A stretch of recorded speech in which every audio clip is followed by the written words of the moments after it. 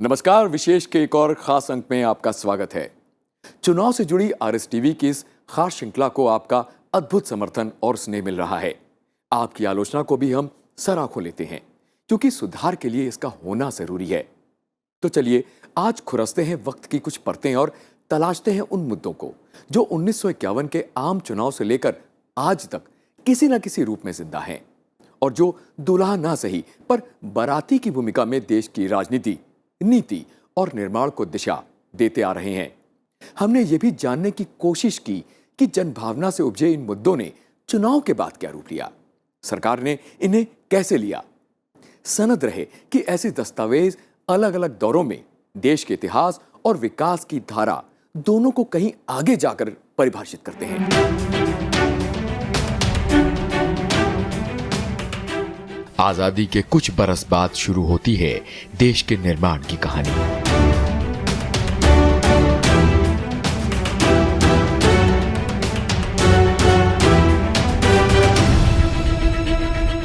जिसका आधार बना था 1950 में बना हमारा संविधान।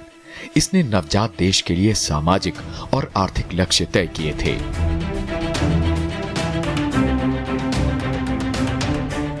वो दौर था ऐसी तमाम राजनीतिक विचारधाराओं का जो अपने अपने चश्मे से देश के विकास का रास्ता देख रही थीं। इसके लिए पार्टी मैनिफेस्टो बनाने की कवायद भी जोरों पर थी। मैनिफेस्टो यानी राजनीतिक पार्टियों द्वारा जारी वो दस्तावेज जो देश को बुनियादी नीति और उद्देश्यों से जोड़ता है, उनकी जड़ें मजबूत करता है। आपको बता दें कि देश में मैनिफेस्टो बनाने का सिलसिला आजादी के फौरन बाद ही शुरू हो गया था। इस सिलसिले में सोशलिस्ट पार्टी ने अपना कार्यक्रम अक्टूबर 1947 में ही घोषित किया था।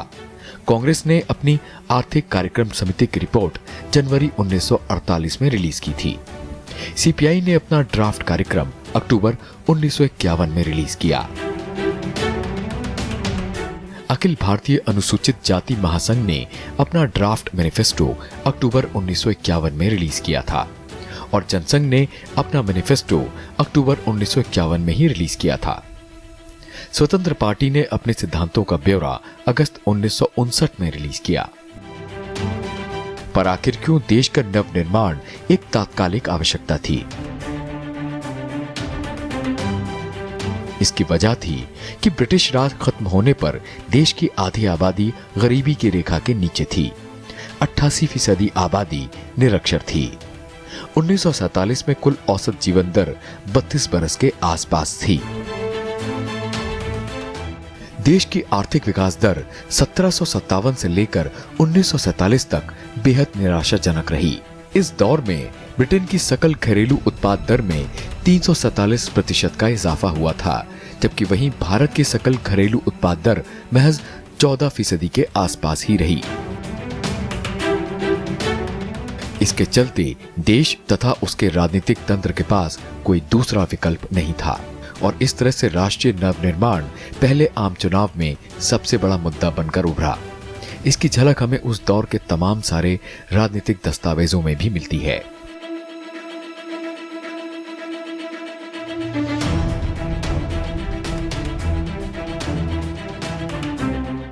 बहरहाल पहले आम चुनाव हुए और कांग्रेस 364 सीट्स और 45% वोट शेयर के साथ सत्ता में आई थी।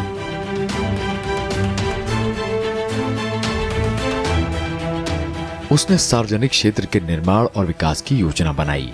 लक्ष्य नए भारत में औद्योगिकीकरण की बुनियाद डालना और रोजगार सृजन करना था।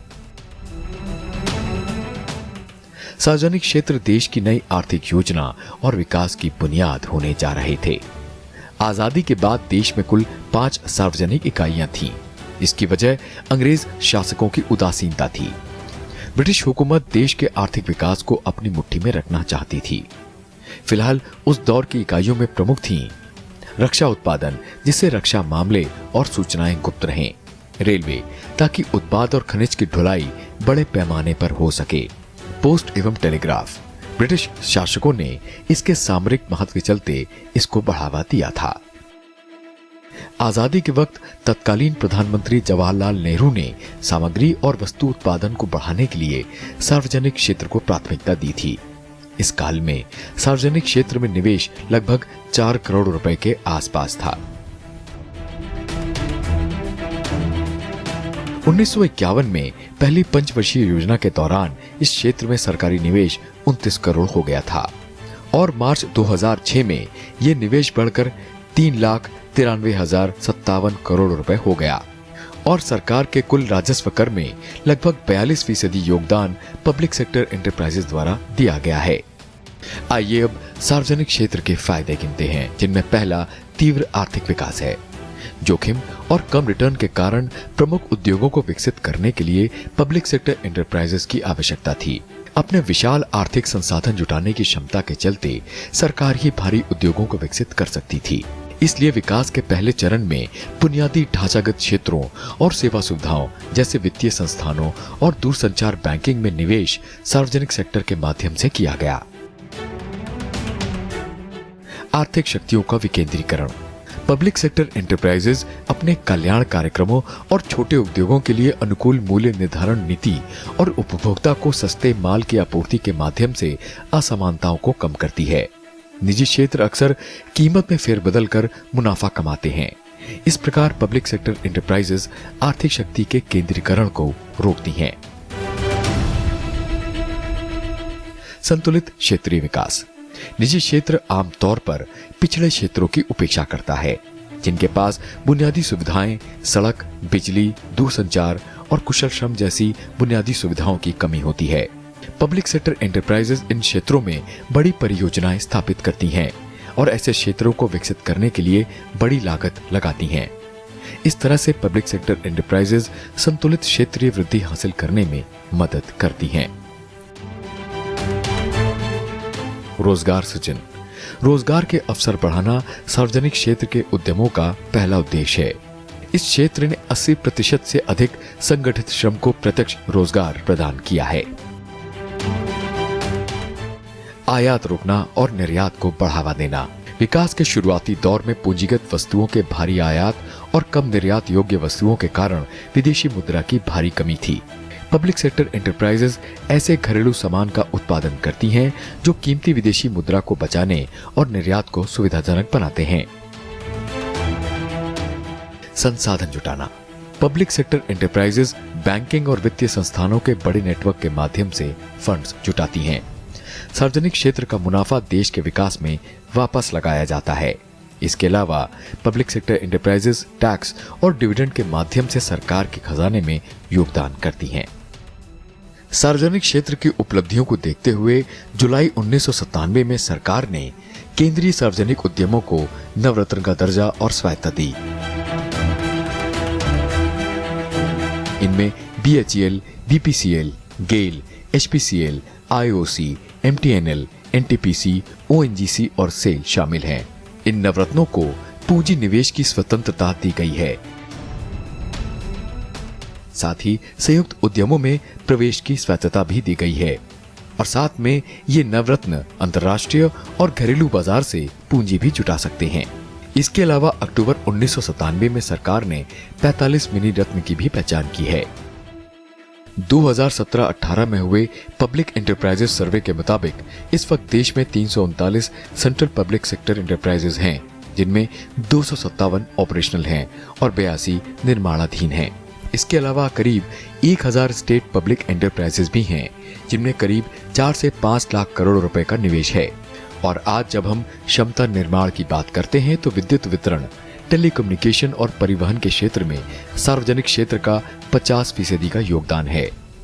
बेसिक मेटल्स, ईंधन और फर्टिलाइजर के क्षेत्र में ये 80 से 100% तक है। ये क्षेत्र औद्योगिकीकरण और आर्थिक विकास को बुनियाद प्रदान करते हैं। हमारा सार्वजनिक क्षेत्र कुल इंडस्ट्रियल प्रोडक्शन में 27% का योगदान करता है और फिलहाल 2018 में सार्वजनिक क्षेत्र का राजकोष में 3.5 लाख करोड़ रुपए का योगदान था।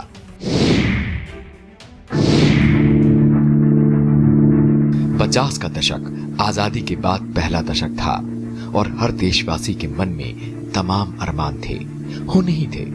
आजादी मुद्दतों के संघर्ष के बाद जो मिली थी, जिसे पाने में ना जाने कितनी नस्लें कुर्बान हुई थीं, और वो जज्बा बना रहे, उसकी पहली शर्त देश का अखंड और मजबूत होना था।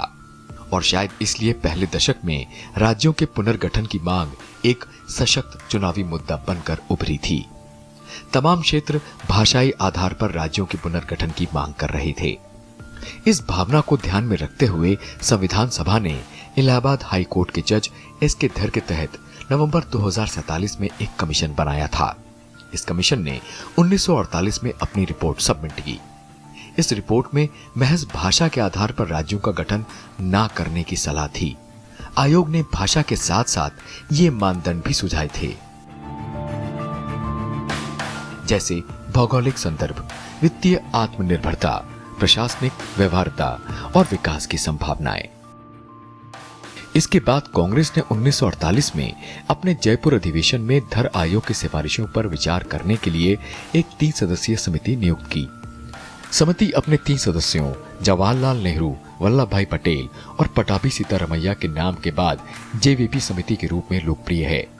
समिति ने राज्यों के पुनर्गठन के आधार के रूप में भाषा को खारिज कर दिया। इसने सुझाव दिया कि राष्ट्र की सुरक्षा, एकता और आर्थिक समृद्धि पुनर्गठन के मापदंड के रूप में हो।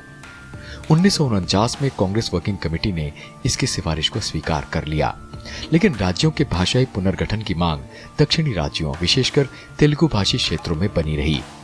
जैसा कि आंदोलन ने तेलुगु भाषी क्षेत्र में एक हिंसक मोड़ ले लिया।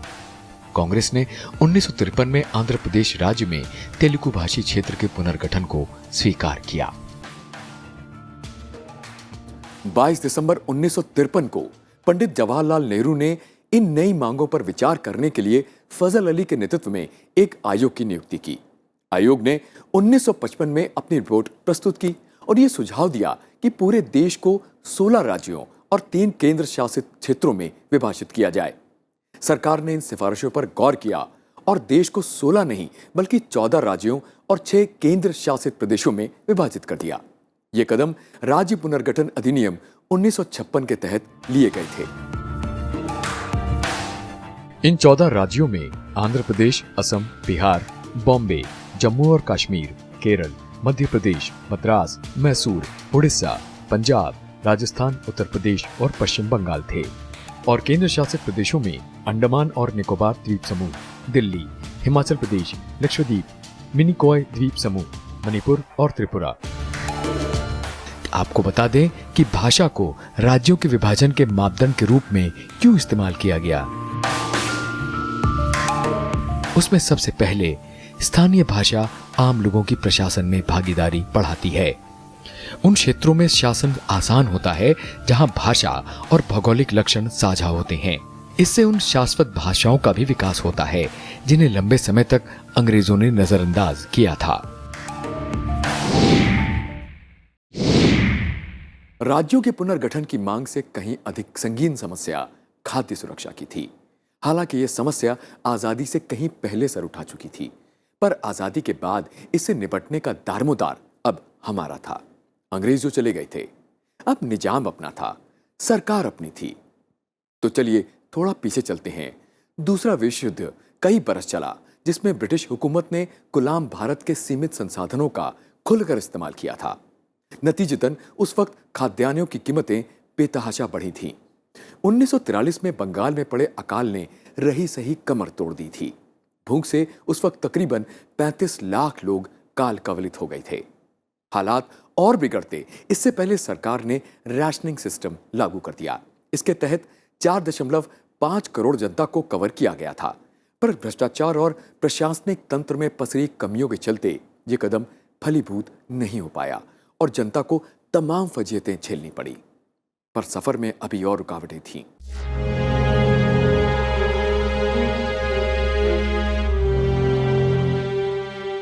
तो आजादी के समय देश को दो प्रमुख पोषण समस्याओं का सामना करना पड़ा। राष्ट्रीय और क्षेत्रीय खाद्य सुरक्षा प्रणालियों की कमी के कारण अकाल और भुखमरी का खतरा था। वहीं आहार के कम सेवन के कारण कुपोषण का साया सारी जनसंख्या पर मंडरा रहा था।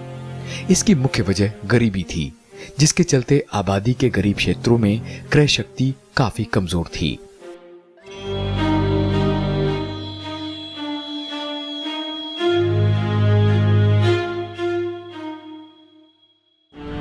हालात को देखते हुए पहली पंचवर्षीय योजना में कृषि को सर्वोच्च प्राथमिकता दी गई। पहले प्लान की अवधि के दौरान देश में पैदावार और खाद्य आपूर्ति की स्थिति में खासा सुधार हुआ। खाद्यान्न आयात में कमी आई और उनकी कीमतों में 23% की गिरावट दर्ज हुई। पर इन सुधरे हालातों के पीछे बेहतर जलवायु परिस्थितियों और मानसून का समय पर आगमन था। 1958-49 में देश के कई कोनों में सूखा, साइक्लोन और बाढ़ के चलते गंभीर खाद्यान्न संकट फिर पैदा हो गया। ये दूसरे प्लान का समय था। संकट से निपटने के लिए भारत सरकार ने 1956 में यूनाइटेड स्टेट्स ऑफ अमेरिका के साथ 3.1 मिलियन टन गेहूं और 0.19 मिलियन टन चावल आयात करने का समझौता किया। इस समझौते को PL 480 समझौते 1956 के रूप में जाना जाता है। इस समझौते का मकसद देश में खाद्यान्न की कीमतों को कम और स्थिर करना था। यहां से वर्तमान सार्वजनिक प्रणाली PDS की भी शुरुआत हुई, जिसे उचित मूल्यों की दुकानों के नेटवर्क के माध्यम से सस्ते आयातित खाद्यान्न को वितरित करने के लिए बनाया गया था। यहां खाद्यान्न मौजूदा बाजार मूल्य से काफी कम में वितरित किया जाता था। तीसरी योजना में खाद्यान्नों के उत्पादन को 100 मिलियन टन बढ़ाने का लक्ष्य निर्धारित किया गया था, लेकिन योजना लक्ष्य प्राप्त करने में विफल रही। ऐसी परिस्थिति में सरकार के पास खाद्यान्न के भारी आयात के अलावा कोई और विकल्प नहीं था। इसके चलते 1955-56 में 6 लाख टन खाद्यान्न आयातित किया गया। 1956-57 में यह संख्या 14 लाख टन थी। 1956-57 में यह बढ़कर 36 लाख टन हुई। 1963-64 में यह 63 लाख टन थी। 1964-65 में यह 74 लाख टन थी और 1965-66 में यह बढ़कर 103 लाख टन हो गई। इनमें पहला कारक खाद्यान्नों के उत्पादन में अपर्याप्त वृद्धि थी। हरित क्रांति से पहले भारत में खाद्यान्न का उत्पादन पूरी तरह से अपर्याप्त था। नई कृषि नीति के बाद 2008 और 9 में खाद्यान्न का उत्पादन 233.9 मिलियन टन के स्तर तक पहुंच गया था, लेकिन जनसंख्या वृद्धि की उच्च दर को देखते हुए खाद्यान्न उत्पादन में वृद्धि की दर अभी भी कम थी। दूसरा कारक जनसंख्या वृद्धि की दर था। आजादी के बाद भारत की जनसंख्या काफी तेजी से बढ़ी थी। 1961 और 71 और 1971 और 81 के बीच भारत की जनसंख्या की वार्षिक औसत वृद्धि दर 2.5% से थोड़ा ही कम हुई थी और फिर 1991 से 2001 के बीच में यह 1.9% हो गई थी। स्वतंत्रता के बाद जनसंख्या का आकार दुगने से अधिक हो गया था, जिससे खाद्यान्नों की कुल मांग में भी काफी बढ़ोतरी हुई थी। इस प्रकार देश में लगातार बढ़ती खाद्य समस्या के लिए बढ़ती जनसंख्या भी काफी हद तक जिम्मेदार थी। तीसरा कारक उपभोग की बढ़ती प्रवृत्ति था। 2000 के सेंसस के मुताबिक भारत की लगभग 22% आबादी अभी भी गरीबी की रेखा के नीचे है। इसके चलते देश में खाद्यान्नों की मांग में लोच अधिक है और जैसे जैसे मुद्रा आय में वृद्धि हो रही है, वैसे वैसे औसत भारतीय खाद्य पदार्थों की मांग तेजी से बढ़ रही है, जिससे खाद्य बाजार में दबाव भी बढ़ रहा है। अगला कारक खाद्यान्न की जमाखोरी है। भारत में जमाखोरी की प्रवृत्ति आम है। यहाँ व्यापारियों का एक वर्ग खाद्यान्न की जमाखोरी करके मुनाफा कमाने की होड़ में रहता है और इस प्रकार होर्डिंग से देश में खाद्यान्न का कृत्रिम संकट पैदा हो जाता है। अगला कारक कृषि क्षेत्र में खपत में वृद्धि। भारत में खाद्यान्न उत्पादन में वृद्धि के साथ कृषि क्षेत्र में भी खाद्यान्नों की खपत बढ़ रही है। इसका असर घरेलू खाद्यान्न भंडारण पर भी पड़ता है। और प्रशासनिक आचरण। देश में खाद्य स्थिति में सुधार के लिए सरकार ने मूल्य नियंत्रण, राशनिंग, जोनिंग और सरप्राइज चेक जैसे कई उपाय किए थे, लेकिन प्रशासनिक उदासीनता के चलते ये उपाय आम जनता को लाभ देने में उतने कारगर नहीं रहे हैं। सरकार ने स्थिति की गंभीरता को देखते हुए अतीत से लेकर अब तक कई नीतिगत निर्णय लिए, जिनमें तकनीकी पहल करना शामिल था। गंभीर खाद्यान्न संकट का सामना करने के लिए सरकार ने कृषि उत्पादन को बढ़ावा देने के लिए तकनीकी उपाय किए।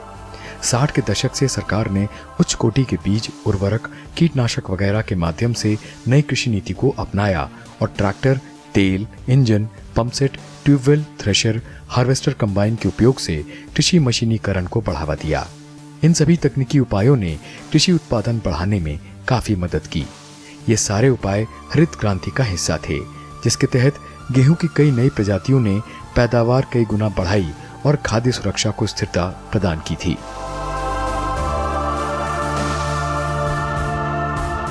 भूमि सुधार।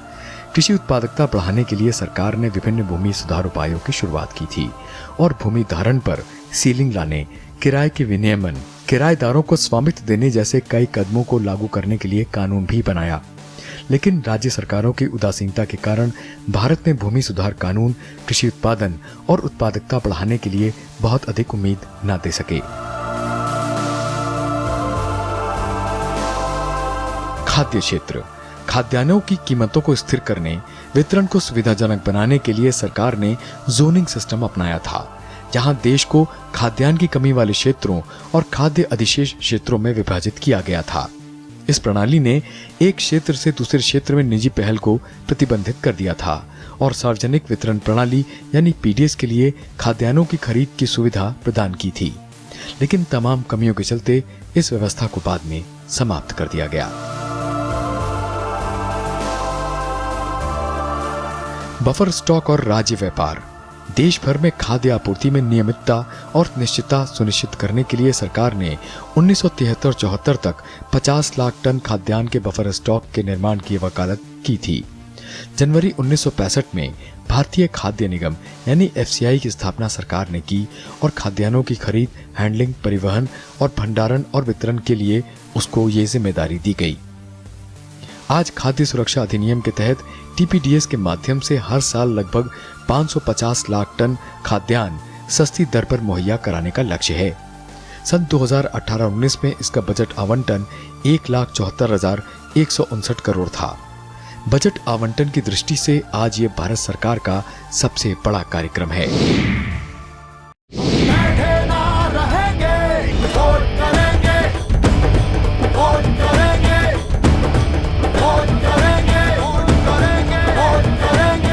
और अब बात करते हैं आम चुनाव में महिलाओं की बढ़ती भागीदारी की। ये प्रचलन दशकों से समाज में चल रहे मंथन और विमर्श को भी इंगित करता है। धीमे पर अवश्य संभावित बदलाव को दर्ज करता है, जिसकी झलक हमें हर गुजरते आम चुनाव में देखने को मिलती है। हाल ही में आई एक रिपोर्ट में कहा गया है कि चुनाव में महिलाओं की बढ़ती तादाद और उनकी बढ़ती राजनीतिक मुखरता आने वाले चुनाव और उनके नतीजों में बड़ी भूमिका निभाएगी। 2019 के चुनाव में महिला मतदाताओं की संख्या 47% से बढ़कर 48.13% हो गई है। चुनाव आयोग के मतदाता नामांकन के आंकड़ों के मुताबिक महिलाओं ने 4.35 करोड़ पंजीकरण के साथ मतदाताओं की संख्या में आधी से अधिक वृद्धि दर्ज की है। हमारी आधी आबादी ने अपनी आवाज और भागीदारी का वजन बढ़ाया है। इनमें 2014 के चुनाव में महिलाओं ने सबसे अधिक मतदान किया था, जो लगभग 65.63% था। चुनाव आयोग के मुताबिक 2009 और 2014 के आम चुनाव के बीच महिला मतदाताओं में 22% की वृद्धि दर्ज की गई है। आयोग ने व्यवस्थित मतदाता शिक्षा और चुनावी भागीदारी यानी स्वीप कार्यक्रम के तहत केंद्रीय पहलों को 2014 के चुनाव में महिला मतदाताओं में हुई वृद्धि के लिए जिम्मेदार माना है। महिलाओं के बीच चुनावी भागीदारी को बढ़ावा देना स्वीप का प्रमुख उद्देश्य रहा है।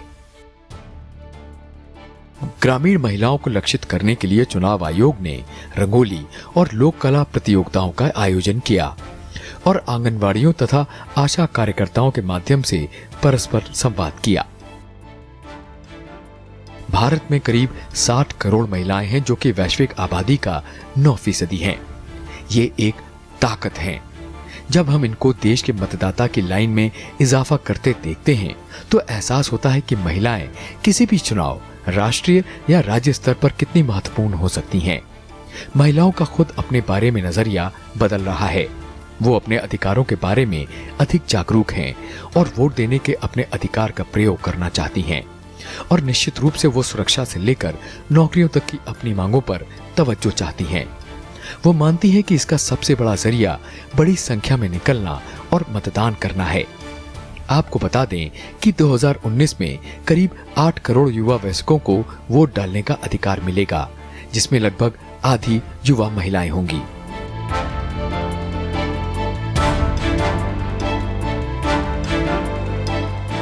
वैसे एक नई बात यह भी है कि इन नए मतदाताओं में से 73% भारत के गांव में रहते हैं। भारत में महिलाओं की चुनावी भागीदारी की जड़ें बंगाल में हुए स्वदेशी आंदोलन से जुड़ी हैं, जो कि 1905 से 8 के बीच में हुआ था। इसी आंदोलन से राष्ट्रवादी गतिविधियों में भारतीय महिलाओं की भागीदारी शुरू हुई थी और महिलाओं के मताधिकार का सवाल भी उठा था। मताधिकार की पहली औपचारिक मांग 1917 में तत्कालीन मद्रास में वुमेन्स इंडियन एसोसिएशन ने उठाई थी और सार्वजनिक जीवन में महिलाओं के लिए एक बड़ी भूमिका की मांग की थी। आखिरकार महिलाओं का मताधिकार आंदोलन 1920 और 1930 के दशक में राष्ट्रवादी सरोकारों का हिस्सा बना था। इस आंदोलन का ही फल था कि भारत के विभिन्न प्रांतों में 1920 और 1929 के बीच मद्रास में कुछ महिलाओं को सीमित वोटिंग अधिकार दिए गए थे, लेकिन ये अधिकार केवल संपत्ति योग्यता के आधार पर एक बहुत ही छोटे वर्ग को दिए गए थे। The government of India act 1935 ने बाद में महिलाओं के एक व्यापक वर्ग को मताधिकार प्रदान किया था। हालांकि अभी भी इसकी योग्यता, साक्षरता, संपत्ति का स्वामित्व या कुलीन पुरुषों के साथ विवाह होता था। अधिनियम के तहत हर 5 पुरुषों पर एक महिला को मताधिकार दिया गया था। आपको बता दें कि महिला आंदोलन के विरोध के बावजूद 1935 अधिनियम ने प्रांतीय विधानसभाओं में महिलाओं के लिए 41 सीटें आरक्षित की थीं। महिला आंदोलन लैंगिक आधार पर सीटों के आरक्षण का विरोधी था। इसके साथ ही महिलाओं को केंद्रीय विधायिका में भी सीमित आरक्षण प्रदान किया गया, जिससे आंदोलन में लैंगिक और धार्मिक आधार पर दरार पैदा हो गई। फिलहाल कुछ बरसों बाद देश आजाद हुआ। आज हम कुछ पुरानी रिपोर्ट्स खंगालें तो 1962 के आम चुनाव में महिला और पुरुष वोटर्स के बीच 16.7% का गैप था। 2009 में यह घटकर 4.4 हो गया था और 2014 में इसमें और गिरावट आई। इतना ही नहीं, राजनीतिक पार्टियां भी अब महिला वोटरों को नई नजर से देख रही हैं। इस बरस मध्य प्रदेश में इन पार्टियों ने महिला वोटरों को रिझाने के लिए महिला सुरक्षा, बेहतर स्वास्थ्य सेवाएं, महिलाओं को शिक्षा और रोजगार जैसे मुद्दों को अपने मैनिफेस्टो से जोड़ा है। चुनाव आयोग ने भी छत्तीसगढ़ में संगवारी पोलिंग बूथ शुरू किए हैं। संगवारी मतलब स्थानीय भाषा में दोस्त होता है। ये बूथ इस बरस आपको कई राज्यों में दिखेंगे। तो बाकी सब एक तरफ, आज महिला एक वोटर के रूप में और एक नेता के रूप में धीरे ही सही पर अपना हक महफूज करने निश्चित तौर पर आगे बढ़ रही है। तो ये था हमारा आज का एपिसोड। इस बार हमारी कोशिश कुछ उन मुद्दों को हाईलाइट करने की थी जो जनभावना और जनहित को प्रतिबिंबित करते रहे हैं और आम चुनाव जैसे बड़े प्लेटफॉर्म के माध्यम से देश के सामने आते रहे हैं। ये मुद्दे आज एक मजबूत और मुखर सच्चाई के साथ हमारे आपके सामने हैं और राष्ट्रहित में अपना काम कर रहे हैं, जरूरी बदलाव ला रहे हैं। आपसे गुजारिश है कि इस लिस्ट को बिल्कुल मुकम्मल ना माने, इसमें इजाफा करें जिससे यह श्रृंखला जारी रहे। तो सुझाव का इंतजार रहेगा और कोई गलती रह गई हो जिसकी संभावना हमेशा रहती है तो जरूर बताइएगा, हम ठीक करेंगे। तो अब लेते हैं पूरी टीम की तरफ से विदा। नमस्कार।